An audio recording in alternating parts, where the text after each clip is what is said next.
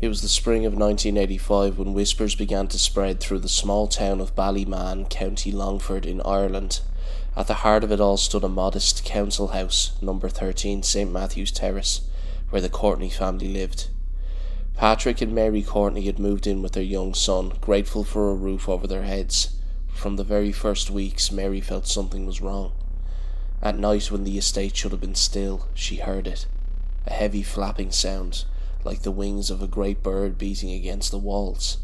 Sometimes it seemed tangled with the clank of unseen chains. Other times, the lights inside the house flickered wildly, plunging them into sudden darkness. Mary confided in Patrick, but soon he heard it too.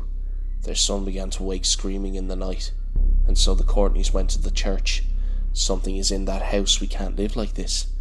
But no blessing, no prayer seemed to quiet whatever dwelled within number 13. The council was no help either.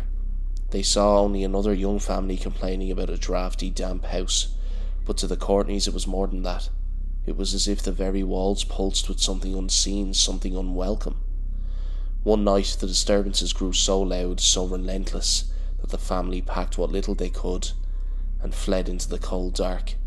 They found themselves living in a cramped 4-berth caravan with no running water or electricity, but they were free from the flapping, the flickering, the dreadful sense of being watched.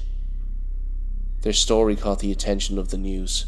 A reporter, Paul Blanchfield from RTE, came to interview them. On the evening news of March 14th, 1985, viewers across Ireland saw Mary Courtney on their screens, her face pale but resolute, speaking of the strange sounds that had driven them out of their own home. And what of number 13? The council said the family had left of their own accord. Soon after, new tenants moved in. Strangely, no further hauntings were ever reported. Perhaps the house was quiet at last. Or perhaps it simply hadn't finished with the Courtneys.